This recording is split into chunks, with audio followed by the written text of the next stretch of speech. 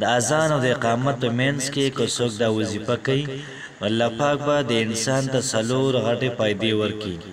یاد ساتئ چې د اذان نه بعد دا وظیفه زنانه هم کولی شي، دغه رنګې نارینه هم کولی شي. نو څوک هم چې دا وظیفه کوي نو الله پاک به د انسان ته څلور غټې فایدې دا ورکړي. نمبر فسټ، داسې بیماریانو نه الله پاک ساتي چې د هغه بیماری د وجې د انسان ته مرګ دا واقع کیږي. نمبر سیکنډ، دویم فائدہ بدا شي چې الله پاک به د انسان ته رزق ورکړي بے انتها. الله پاک به د انسان باندې د مال او دولت محترمو دروازې کولو کی او دا څخهونه مترزق راځي چې دی به حیران نشي. او دا غرنګي 3 نمبر، الله پاک به انسان تنهایی د ګناهونو ساتي. یاد ساتئ نن سبا څومره لکان دي، هغه رنګ څومره جنکې دي، څومره سړي دي، بوډاګان دي، دا ټول تنهایی په ګناه کې د اخته دي.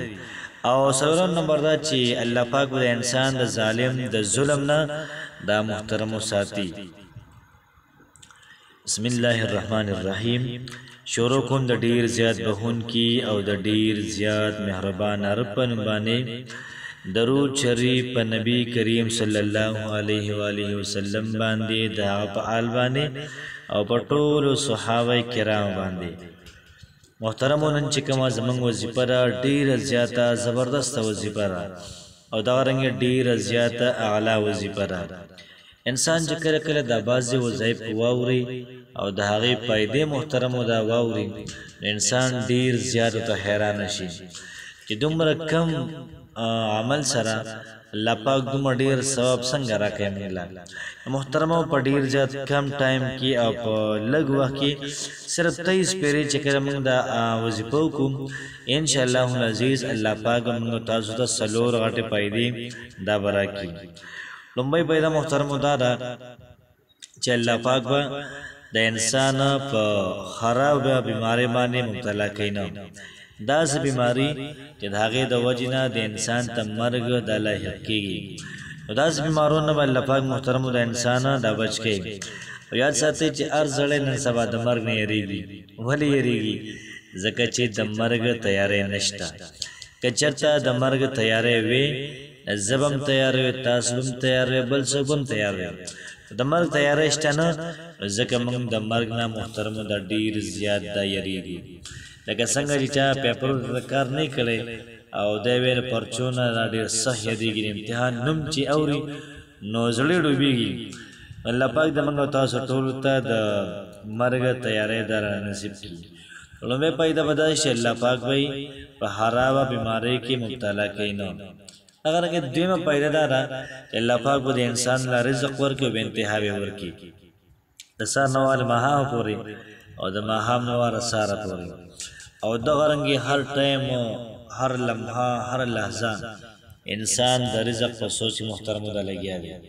دا به څنګه پیسې وګټم، پیسې به څنګه راشي، دا به څنګه راډېرې شي، د کور خرچه دا به څنګه وچلو. هر سړی کو نارینه وي کو زنانه وي پوي راشي دا وظیفه وکړه ان شاء الله العزیز الله پاک وتعالی رزق او پیسې او تعالی بے انتها درکړي. نو بیا به ته ځان نه کپړې مه اغوستی شي، بیا به کور والا له کپړې اغوستی شي، ماشومانو له د ماشومانو پیسونه هم ورکولی شي، دغرنګې د بجلۍ بیل هم ورکولی شي. څومره چې حساب کتاب دی لانجې کونجې دي او د دنیا چې څومره حساب کتاب دی دومره رزق به الله پاک درکړي چې حیران به شئ. بس دا وظیفه به راسره روزانه سهار ماښام صرف د پیرې کوئ. دغرنګې درېیم نمبر فایده ده چې څومره ګناهونه د تنهایۍ دي الله پاک به انسان له هغې ګناهونه منع کړي. یاد ساتئ محترمو که نارینه دي که زنانه دي دا چې کله تنها شي دوی هم به ګناه کوي. کله چې موږ د خلکو سره ناست بیا موږ ډېر زبرګان بیا موږ ذکر هم کوو، دغه رنګې نعت هم اورو، تلاوت هم اورو. چې کله موږ ځان نه شو بیا څوک نعت نه اوري، بیا څوک وظیفه نه ګوري، دغه رنګې بیا څوک تلاوت دا نه ګوري. بیا کو تلاوت راځي نو ما سره شغې کې مطلب دا اسانه کو تلاوت وارم ګناهګار نشم. نو کو ځان لیو نو بیا کو تلاوت اور بیا ګناهګاري وي. خپل ذهن کې دا وایو زری سواړو او دغه رنګې چې کله خلکو مینس کې ناست یو نو بیا چې کوم دیني کار دی او اسلامي کار دی هر سړی به کوشش کوي چې دغه وکړي. نو څومره تنهایي ګناهونه دي الله پاک به انسان د هغې نه منع کوي محترمه. او پور نمبر دا خبره چې کوم سړی دا وظیفه کوي الله پاک به د هر قسم ظالم نو ساتي الله پاک به د هر قسم شریر د شر نو ساتي ظالم د ظلم نو الله پاک ساتي دغه رنګ د حاکم د ظلم نو الله پاک ساتي د حاسد د ظلم نو الله پاک ساتي پدا بسو کوم محترم د ظلم نشي کولای یو پیر محترم د وظیفه راځو کوي ان شاء الله عزیز تاسو تماشا کوي الله پاک به زموږ استاد حالات ډیر زیات بهتر کی دغه رنګ د وظیفې لپاره شرطونه دادي چې کوم سړی د وظیفه کوي نو د وسکي موزبه پابندۍ سره کوي دغه رنګ د قران مجید تلاوت وکړي او دغه رنګ ځان مده ګنا نه محترم مکمل ساتي بیا با تاسو حالو کې چې کله اذان وشي دغه نه بعد به دا وظیفه نارینم کولای شي د غرنګ زنانم کولای شي اذان نه بعد به دا وظیفه دریش پیریو کی 23 پیری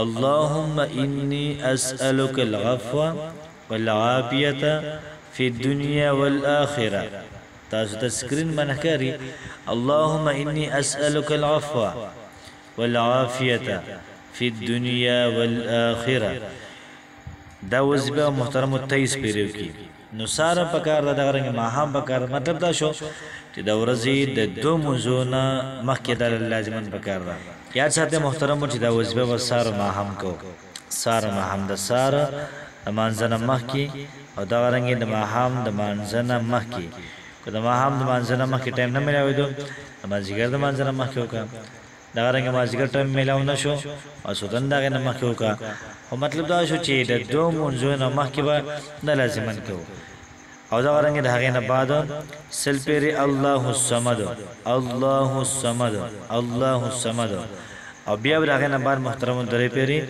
درود شریف وایو او دا غرنګ بیا د الله پاک نه دعا وکړو لاسونه وبرکو او هب عاجزی باندې هب انکساری باندې الله پاک ته سوال وکړو پروردگار نه د خپل حالات سمره چې صاحب کتاب دې زمون حالات دي دغه د بهتروالی دعا محترم کو بل چاته دعا کو ځان لپاره دعا کو دغه رنګ د رزق لپاره محترم دعا پکې کو دغه رنګ د ګناهونو نه بچ کېدو دعا دا پکې محترم کو چې څومره زمون حاجات دي ضرورت دي چې سم دي ټول الله پاک دې پیش کو ان شاء الله عزیز الله پاک به لازمن زمون استادو دعا او زمون استاد سوال او زمون استاد وظیفه ابا قبلي الله پاک مو خوشاله آباد ساته السلام علیکم ورحمت الله وبرکاته